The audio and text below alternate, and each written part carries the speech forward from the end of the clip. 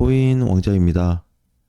비트코인 확인해보고 지금 알트코인 중에서 해외 거래소에 있는 코인인데 이미 돌파가 된 코인이 있어요. 그걸 한번 확인해 보도록 하겠습니다.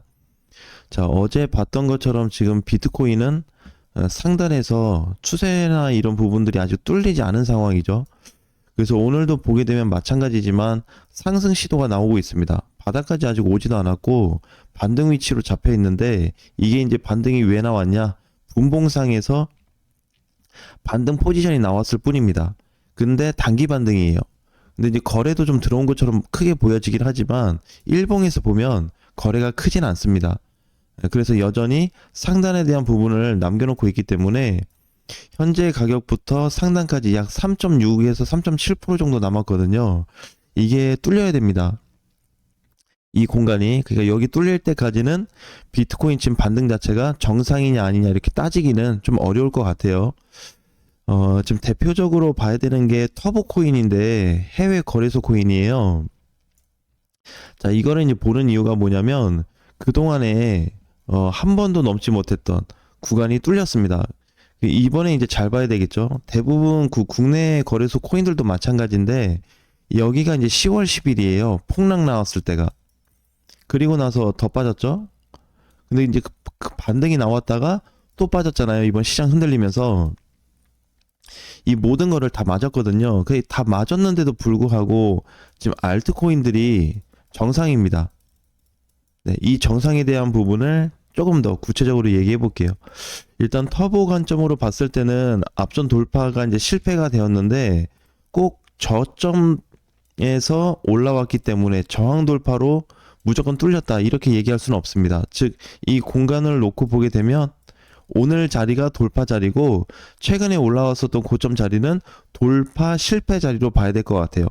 그래서 이제 터보 같은 케이스가 사실 뭐 다 찾아본 건 아니지만 현재 오늘 올라오고 있는 코인 중에서는 최초로 돌파 코인으로 좀 확인이 되고 있습니다. 자, 주봉에서 보게 되면 아직 크게 안 가고 있죠.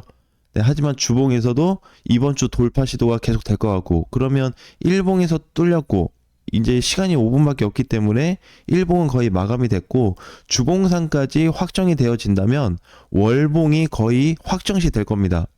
그래서 이제 결과값은 주봉으로 조금 더 열어놓고 봐야 되겠죠. 즉 무슨 얘기냐면 일봉에서 나올 수 있는 돌파 시점의 구조하고 주봉의 구조하고 달라요. 가격은 똑같은데 만들어지는 포지션 자체가 조금씩 다른 형태로 만들어지고 있습니다. 그렇다 보니까 일봉에서는 너무 좋은데 주봉에서는 아직 좀 미미하거든요. 만약에 주봉 종가가 이번 주에도 확정이 된다 그러면 앞으로 터보는 얼마까지 갈지 알 수가 없습니다. 왜냐면 대략 가격을 놓고 본다 그러면 적게 가도 앞전에 올라갔었던 고점까지, 단기 고점까지는 올라갈 수 있는 폭이 생기다 보니까 굉장히 사이클 범위적으로 커질 수밖에 없습니다. 그런데 이제 11월 말일부터 지금까지 한번 고민을 좀 해봤는데 하위 알트코인 상승에 대해서 강조를 많이 했잖아요.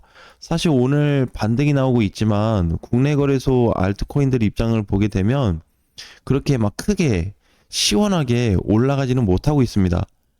예, 아주 시원한 상승까지는 아닌 것 같아요.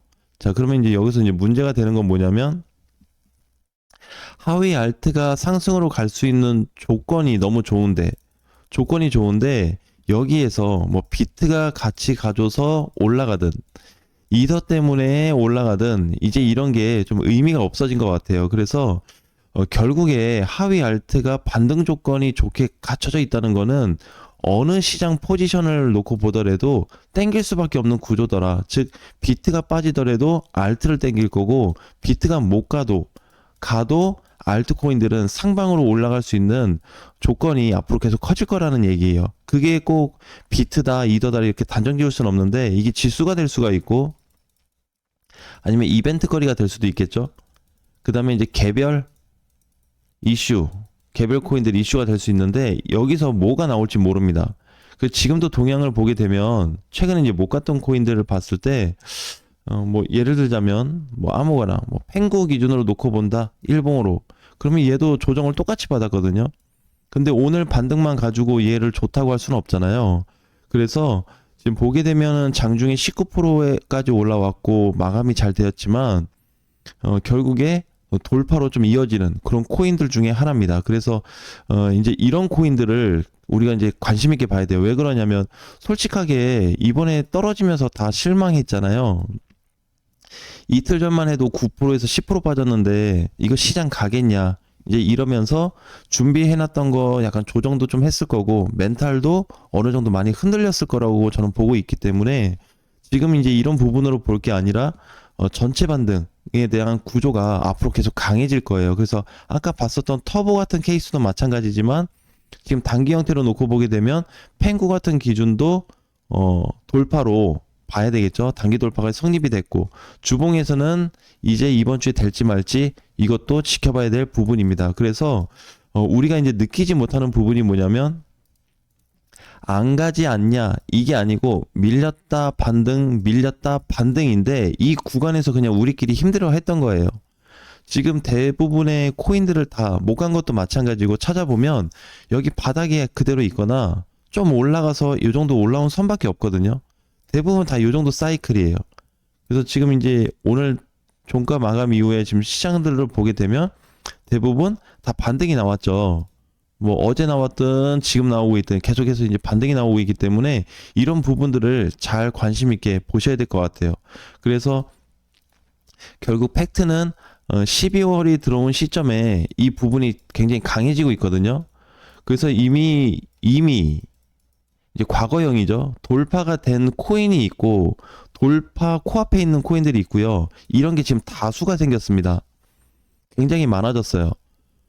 그래서 꼭 뭐 때문에 알트코인들이 올라간다 그걸 찾기보다는 지금 알트코인들이 가지고 있는 전체 조건이 너무나 크기 때문에 상승 조건이 너무 완벽하기 때문에 올라갈 수 있는 내용거리가 앞으로도 많아질 거다. 저는 이렇게 보고 있습니다. 그게 아까도 이제 봤지만 어떤 내용으로 터지든 신경 쓸 필요는 없을 것 같아요.